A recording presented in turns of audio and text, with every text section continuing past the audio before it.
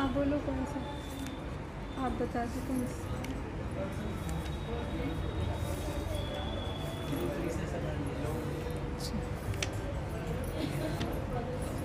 613, 613 है क्या?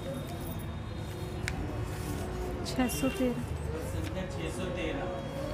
पद संख्या 613, 613।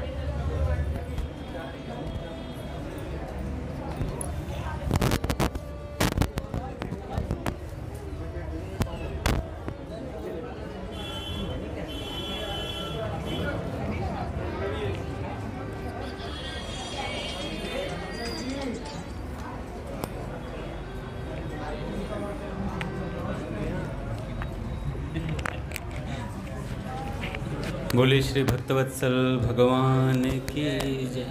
पूज्य श्री भाई जी महाराज की जय। पूज्य श्री राधा बाबा की जय। पूज्य मैया की जय। अपने प्यारे भैया की जय। पूज्य दादा की जय। भक्तवत्सल भगवान की जय। हरि बोल। बड़े सौभाग्य का क्षण है कि आज भी हमें सत्संग और कीर्तन का परम लाभ प्राप्त हो रहा है। पहले स्वामी जी का एक प्रवचन, उसके बाद एक भक्त के चरित्र।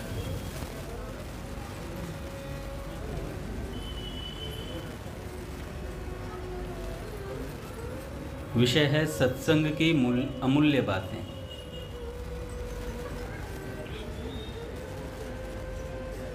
सत्संग की कीमत को समझें। स्वामी जी महाराज कहते हैं कि सत्संग करने वाले भाई बहनों की प्राय शिकायत रहती है कि जो हम सुनते हैं वह याद नहीं रहता। पल्ला झाड़ सत्संग होता है, उठ गए और पल्ला झाड़ कर चल देते हैं। अतः इससे कोई फायदा नहीं होता। सत्संग की बातें काम में आती नहीं, याद रहती नहीं। इस विषय में मैं जो कहता हूँ उस पर आप लोग ध्यान देकर सुने। पूज्य स्वामी जी कहते हैं, शुरू में जब हमने पढ़ाई की तब 5-6 साल के बाद अपने परिचितों के पास गए। वे कहने लगे, इतने साल पढ़े हो, कुछ सुनाओ। पर हम नहीं सुना सके। सुनाए भी तो क्या सुनाएं? ऐसा पाठ सुनाए तो कौन समझेगा? तो हमें फेल कर दिया कि इतने वर्षों से पढ़ता है, कुछ सुनाया नहीं तूने, हैं? कुछ सुनाया नहीं तूने। कारण कि इस बात को तो पढ़ा हुआ आदमी ही जान सकता है, दूसरे आदमी नहीं जान सकते। इसी तरह पारमार्थिक बातों को सुनने से जो असर पड़ता है उसको पारमार्थिक विषय के जानकार ही जान सकते हैं, दूसरे नहीं जान सकते। सत्संग सुनने से लाभ हुए बिना रहता ही नहीं। लाभ हुए बिना रहता ही नहीं। कितना ही पल्ला झाड़ दें तो भी आपकी सुनी हुई बातें जाएंगी नहीं। आप प्रेम से सुनते हो, आदर पूर्वक सुनते हो, बातें आपको अच्छी लगती हैं, हृदय में जचती भी हैं। वे अभी काम भले ही ना आए पर वे जाएंगी नहीं। जैसे 5, 7, 10 वर्ष पढ़ें तो भी व्याख्यान नहीं दे सके।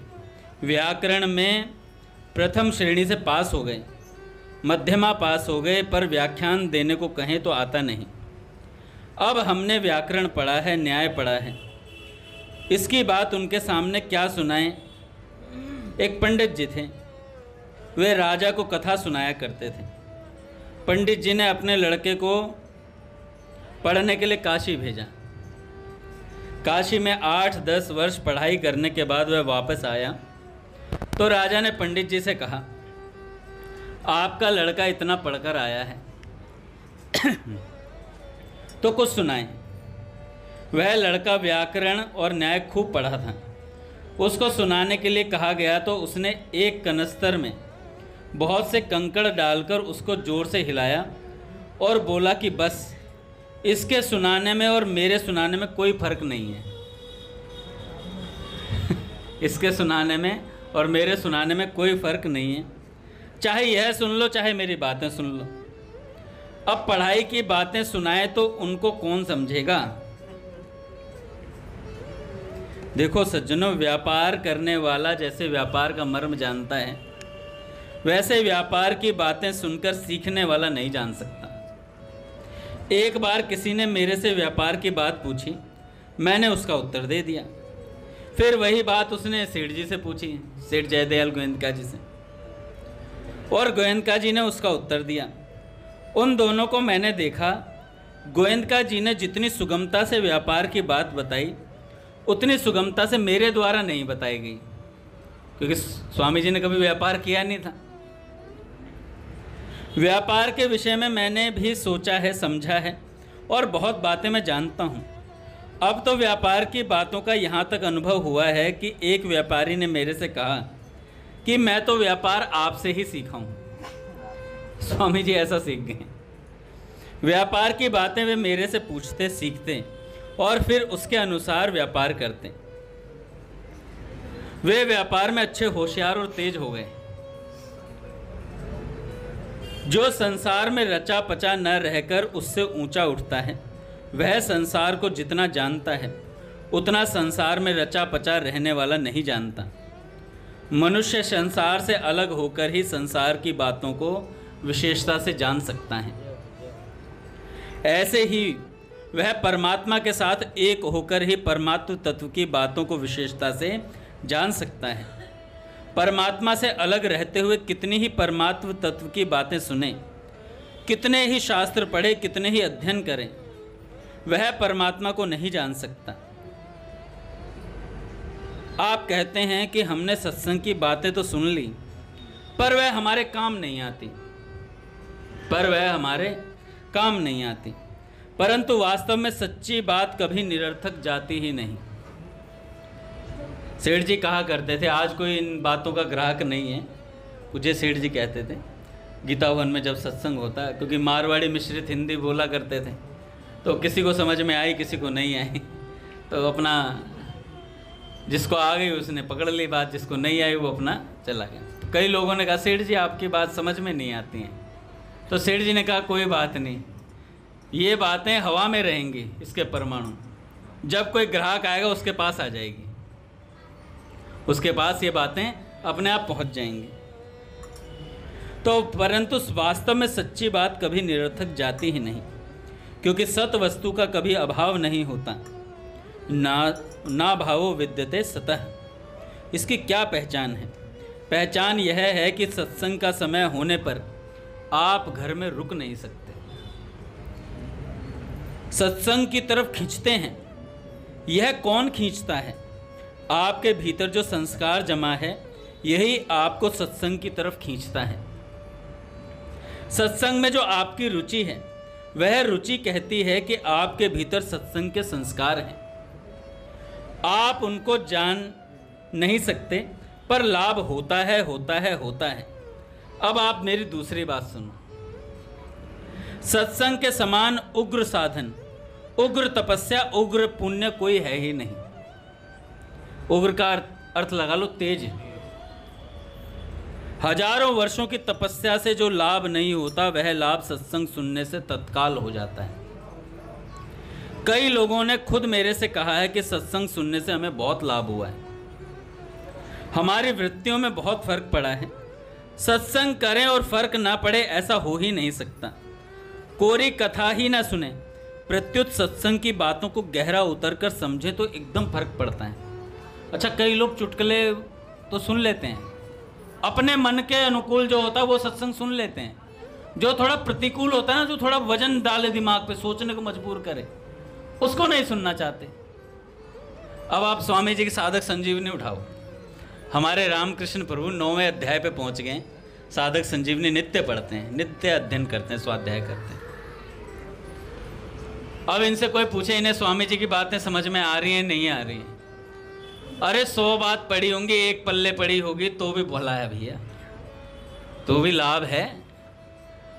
अब 9 अध्याय पढ़ लिए, 9 अध्याय में कुछ समझ में ही नहीं आया होगा क्या? ऐसे ही पढ़ रहे हैं क्या? एक सज्जन से किसी ने पूछा, एक साधक ने एक संत से कहा कि महाराज जी, मैं 30 सालों से नाम जप कर रहा हूं, कुछ लाभ दिखाई नहीं दे रहा है। तो उन्होंने कहा कि 30 साल से करे जा रहे हो? कह रहे हाँ, कुछ लाभ नहीं मिल रहा है। अरे बिना लाभ के 30 साल से कर रहे हो हैं? बिना लाभ के 30 साल से करे जा रहे हो। तो ऐसी बात होती है हमारे, हमें पता नहीं चलता है कि कब लाभ होना शुरू हो जाता है। चित्त खिंचता है इन बातों की तरफ। तो भैया स्वामी जी कहते हैं सत्संग सुनने से हमें बहुत लाभ हुआ, वृत्तियों में बहुत फर्क पड़ा। सत्संग करें और फर्क ना पड़े, ऐसा हो नहीं सकता। एकदम फर्क पड़ता है। भूख लगने पर भोजन किया जाए तो भोजन का ठीक पाचन होता है, जिससे शक्ति आती है। बिना भूख के भोजन किया जाए तो उसका ठीक पाचन न होने से शक्ति नहीं आती। ऐसे ही आपको सत्संग की भूख लगती और आप उसको ढूंढते, इधर उधर जाते और फिर सत्संग मिलता तो सत्संग की बात आप पर असर करती। आप तो रुपया कमा रहे हो, उनका आवाहन कर रहे हो, पंखा चल रहा है आराम कर रहे हो, कूलर चल रहा है ठंडी रहे गर्मी ना हो जाए, ऐसा करके सत्संग सुनते हो तो भाई अभी भूख नहीं लगी है सत्संग की, अभी भूख नहीं लगी है सत्संग की, सुनने की इच्छा तो है नहीं। भाव यह रहता है कि चलो घूम आएंगे थोड़ी देर, टाइम पास हो जाएगा। यह भी एक तमाशा सा ही है, 1-1.5 घंटा टाइम पास कर ले, तमाशा खेल गुड़िया का हो गया। भूख लगने पर ही वह जचता है, रुचता है और पचता है। भूख ना हो तो वह जचता नहीं, रुचता नहीं और पचता नहीं।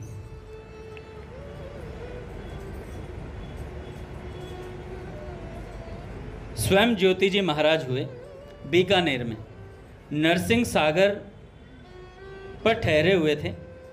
एक भाई ने कहा, महाराज आप हमारी बगीची में आ जाएं तो अच्छा है, नरसिंह सागर हमारे लिए दूर पड़ता है, बगीची नज़दीक पड़ती है। बाबा जी बोले, तो तेरे घर पर ही आ जाऊं, तेरे घर पर ही आ जाऊं। अब भाव यह है कि बाबा जी हमारे नज़दीक आ जाएं तो हमें सुविधा रहे, यह नहीं कि हम बाबा जी के पास चले जाएं और लाभ ले लें। सत्संग का समय कौन सा रखा जाता है? जब काम धंधे का समय नहीं हो वह समय सत्संग का रखना चाहिए, वो सज्जन कह रहे हैं। फालतू समय सत्संग भजन ध्यान के लिए रखा जाता है और कहते हैं कि असर नहीं हुआ है?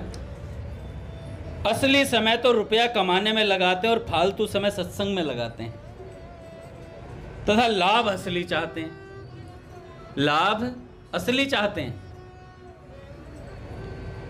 मालिन बेर बेचती है तो बालक उसके पास धान ले जाता है और बदले में बेर ले लेता है।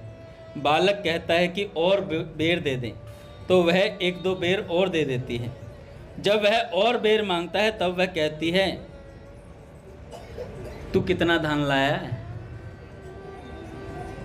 उसको तो देख ले, मेरे से ही कहता है और दे, पर तूने खर्च कितना किया है।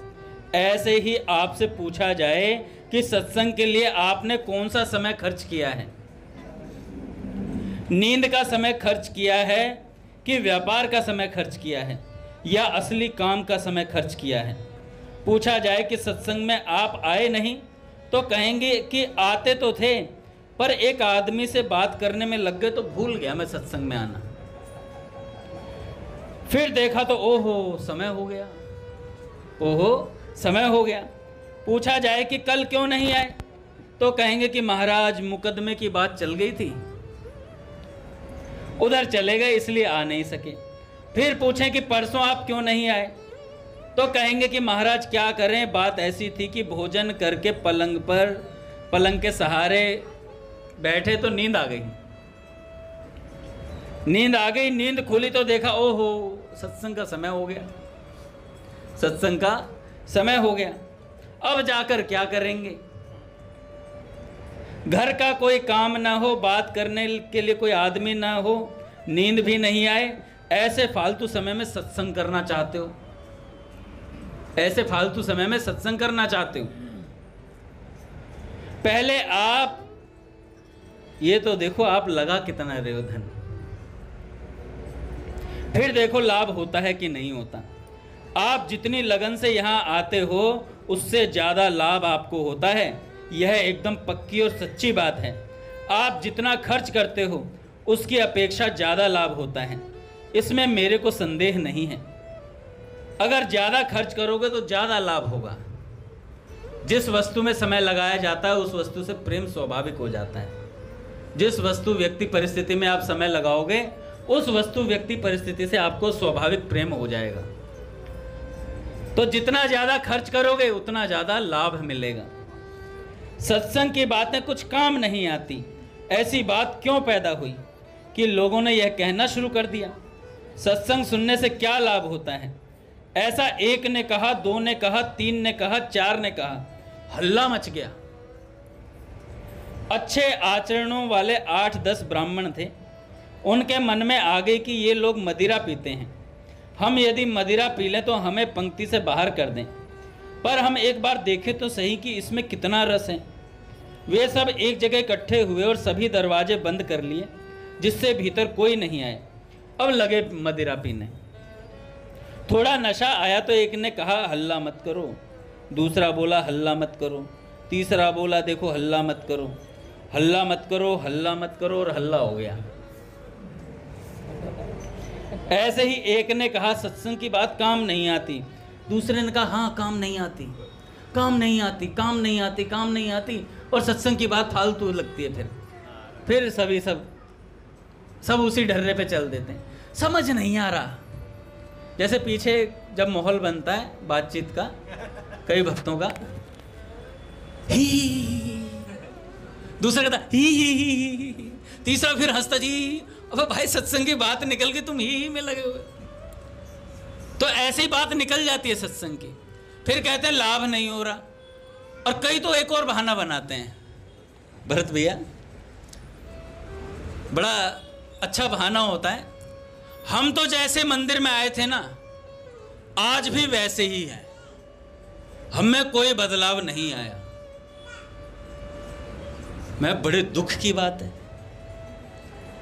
जैसे थे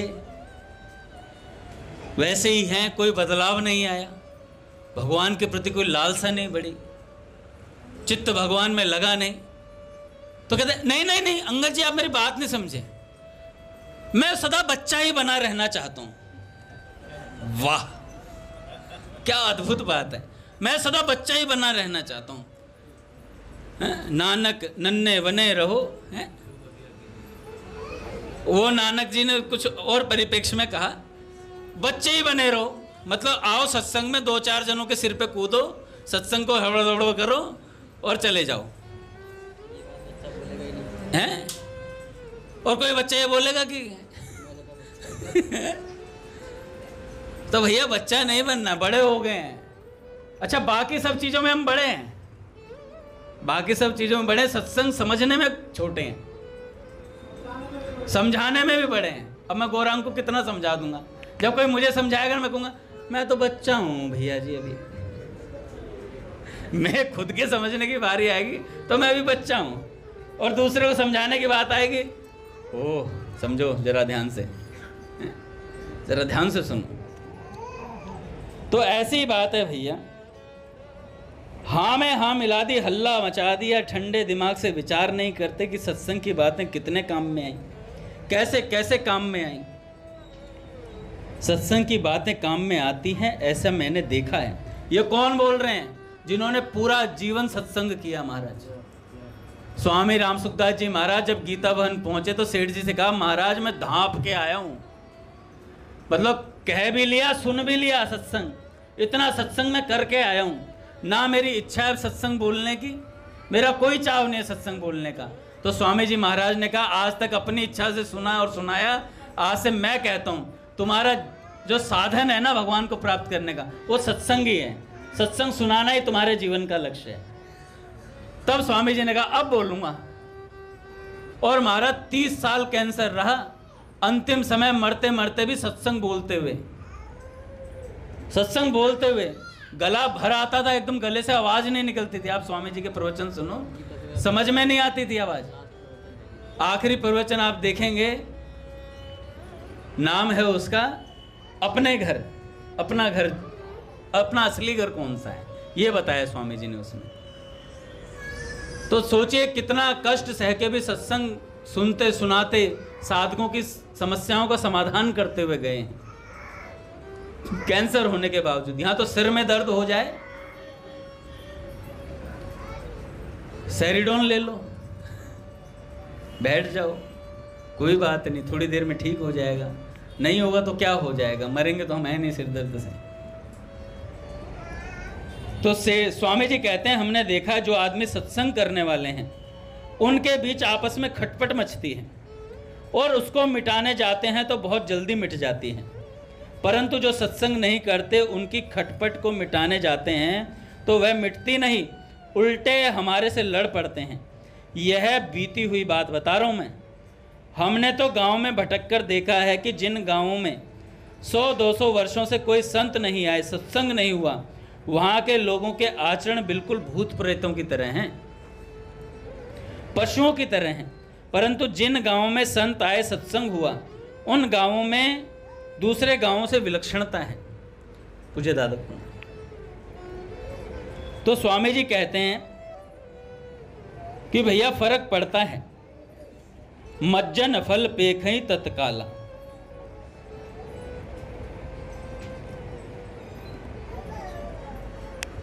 एक भक्त हुए, हमने उनका चरित्र कई बार सुना है, बाल भक्त ओम प्रकाश। बड़ा विलक्षण उनके जीवन का चरित्र रहा। एक साधक कैसे रहता है, कैसे भजन करता है, कैसे अपने शरीर को भगवान में लगाता है, कैसे अपनी पढ़ाई करता है। दादा इतना अद्भुत चरित्र है, उसको कई बार पढ़ा मैंने और कई बार सुना भी है, सुनाया भी है, पर जी नहीं भरता इन भक्त के चरित्रों से। स्वामी नारायण जी जो उनके गुरुदेव थे, उन्होंने एक पुस्तक भी लिखी है भगवान नाम पे, एक संत का अनुभव, गीता प्रेस से वो प्रकाशित है। उसमें उन्होंने नाम जप कैसे करना चाहिए उसके विषय में बताया। तो सिद्ध संत श्री नारायण स्वामी जी ने कहा बाल भक्त ओम प्रकाश की भगवत प्राप्ति के संबंध में क्या कहा, भगवान उसे दर्शन देकर अपने साथ अपने धाम ले गए। वह सीढ़ी दर सीढ़ी ना चढ़कर कूद कर चला गया भगवत धाम, कूद कर भगवत धाम चला गया। पर क्या कोई सचमुच कूद कर भगवान के धाम जा सकता है? शास्त्र कहते हैं भगवान परम स्वतंत्र हैं, हम चाहे कितनी उछल कूद करें, उनकी अपनी इच्छा के बिना उन्हें कोई नहीं पा सकता। शास्त्रों का यह कथन सत्य है, पर यदि कोई भक्त एक छलांग में उन्हें पा लेने का दृढ़ निश्चय कर ले, उनके ऊपर भरोसा रख संसार रूपी कारागार की ऊंची दीवार से सहसा कूद ही पड़े, तो क्या वे भक्तवत्सल अपनी गोद में उसे भर लेने को बाध्य नहीं है? क्या भगवान उसे गोद में नहीं लेंगे? पूज्य मलुकपीठ सरकार कह रहे थे कि भगवान ने किसी साधक की शरणागति पे ये शर्त ही नहीं रखी कि भाई वो कामी क्रोधी हो ना हो, ये ना हो, वो ना हो, सब आ सकते हैं। एक था ना, कौन सी चुपाई थी, मोहे कपट छल छिद्र ना भावा, निर्मल मन जन सो मोहे पावा, मोहे कपट छल छिद्र ना भावा। तो पूज्य मलुकपीठ सरकार कहते हैं अगर कपटी भगवान के सामने आएगा तो भगवान नहीं अपनाएंगे क्या? बात तो कह दी, पर अगर कपटी आ गया, छिद्र अन्वेषण करने वाला व्यक्ति भगवान के सामने आ गया, तो क्या भगवान उसे स्वीकार करने से मना कर देंगे? कहेंगे नहीं तू कपटी है। भगवान कहेंगे तू रख लेंगे भगवान। पूज्य महाराज जी कह रहे थे इस बात को, भगवान किसी को छोड़ते ही नहीं है। कोई आए तो सही एक बार, कोई कहे तो सही नाथ मैं आपका हूं।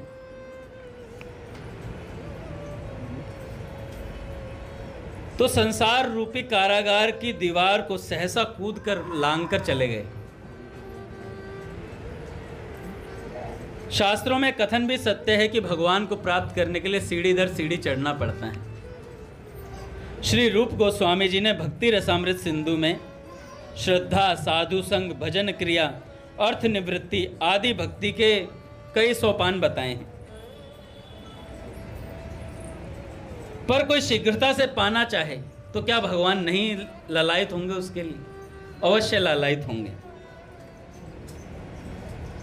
राजस्थान के टोंक नगर में एक उच्च कर्मचारी और जमींदार श्री राम नारायण सक्सेना के घर में बाल भक्त ओम प्रकाश का जन्म हुआ था। घर में भगवत कथा, कीर्तन, साधु संग का वातावरण था।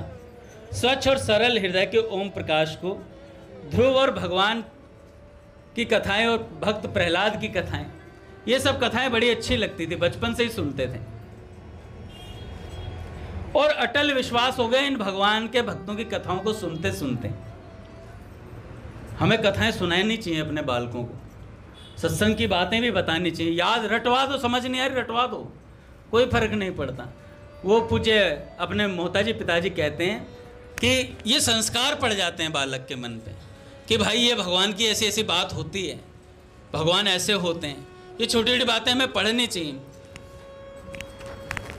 अब जैसे हमारे गोपाल की उम्र है, इसे रोज पुस्तक पढ़नी चाहिए, स्वाध्याय करना चाहिए, रोज एक भक्त का चरित्र पढ़ना चाहिए। क्या होता है दादा, बड़ों के संग रहते रहते ना छोटे बड़े हो जाते हैं, थोड़े दिन में बड़े से बड़े हो जाते हैं।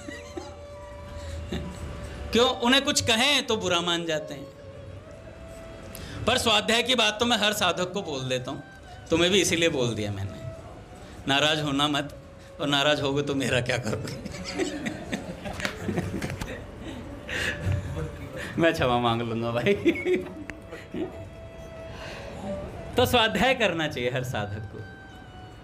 स्वाध्याय करने से संस्कार पड़ता है, और एक बार किसी भक्त का चरित्र हमारे हृदय पे लग गया तो बात बन जाएगी, बात बन जाएगी। ना जाने किस रूप में कौन से महापुरुष की कृपा हमारे ऊपर हो जाए। पूज्य श्री घनश्याम दास ठाकुर जी रास लीला में रहे हमेशा। उन्होंने पूज्य महाराज जी की एक गोचारण लीला पढ़ी, पूज्य श्री बालकृष्ण दास जी महाराज जी की। उस लीला को पढ़ करके उनके मन में संकल्प आ गया कि जिन्होंने लीला लिखी है उन्हीं को अपना गुरु वरण करूंगा। और कर लिया महाराज, मिल गए महाराज जी उन्हें। पूज्य बाबूजी मिले, बाबा मिले, और ऐसी कृपा हुई, विलक्षण कृपा, और ऐसा वैराग्य था उनका बचपन से। नाम जप, स्वाध्याय, साधक होके नाम जपनी है, स्वाध्याय नहीं है, सत्संग नहीं है, फिर तो साधक ही नहीं है। फिर पूज्य मलुपीर सरकार आज कह रहे थे कि अभी तो हम विषयी साधक, विषयी भक्त हैं। विषयी भक्त क्यों हैं? क्योंकि अभी हमें अपने शरीर का अभ्यास है कि भाई शरीर है हमारा है, और शरीर से ली जाने वाली भोग सामग्री हमें प्रिय लगती है। विषय भोग हमें ऐसा नहीं है रुचि नहीं है, हमारी भरपूर रुचि है दादा, बिल्कुल अच्छे से रुचि है। जो लोग संसारी लोग जो करना चाहते हैं वो भी हम भोगना चाहते हैं। अभी हमारी रुचि उनमें पर्याप्त बनी हुई है, तो अभी हम विषयी भक्त हैं, अभी वो वाले भक्त भी नहीं है, तो अभी विषयी भक्त हैं, पर भक्त हैं। ये साधक को स्वीकार करना चाहिए कि हम भक्त हैं, विषयी सही, विषयों में हमारी रुचि ही सही है, भी वो दूर हो जाएगी धीरे धीरे। सत्संग सुनते रहेंगे, हैं? जब बहुकाल करई सत्संगा, बहुकाल तक जब हम सत्संग करेंगे तब हमें समझ में आएंगी चीजें। नहीं भी समझ में आए तो एक संत कह रहे थे सत्संग करते करते प्राण त्याग देंगे, भगवान की बातों को सुनते सुनते प्राण त्याग देंगे। इससे अच्छा और कौन सा जीवन होता है कि भगवान की कथा सुनते सुनते हमारे प्राण निकल जाएं। तो बाल भक्त ओम प्रकाश शुरू से ही भक्तों की कथा सुनते। जब वह 5 वर्ष का ही था, एक दिन टोंक के आकाश में टिड्डी दल छा गया। उसे देखकर उनकी नानी दुख में भरकर कहने लगी, हाय यह क्या हुआ, सारी फसलें खराब कर देगा ये टिड्डी दल, लोग भूखे मरेंगे। ओम प्रकाश से नानी जी का दुख देखा न गया, और वह भगवान से प्रार्थना करने लगा और कहने लगा कि मैं भगवान श्री कृष्ण से कहकर इन टिड्डियों के दल को भगा दूंगा। और वह उस स्थान पर जा बैठा जहां नानी ठाकुर जी की सेवा किया करती थी। ठाकुर से मन ही मन प्रार्थना करने लगा। ठाकुर ने उसकी प्रार्थना सुन ली। देखते देखते सारा टिड्डी दल भाग गया और आसपास के क्षेत्र की कोई फसल खराब नहीं हो पाई, सब बच गई सारी फसल। अब देखो ये विश्वास कहां से आया बाल भक्त ओम प्रकाश के अंदर, ये उन्हीं कथाओं के सुनने का फल था। अपना हरि है 1000 हाथ वाला, जैसे गाया था ना कि मैं कहता डंके की चोट पर ध्यान से सुनियो लाला, अपना हरि है 1000 हाथ वाला। कुछ बड़े होकर ओम प्रकाश जी हाई स्कूल की अच्छी शिक्षा के लिए भर्ती किया गया इन्हें जयपुर। उम्र के साथ भगवान में उनका विश्वास और बढ़ता चला गया। जयपुर में वातावरण अलग था, वहां पर सारा पढ़ाई का। पूज्य भैया आ गए महाराज। श्री राम जय जय राम।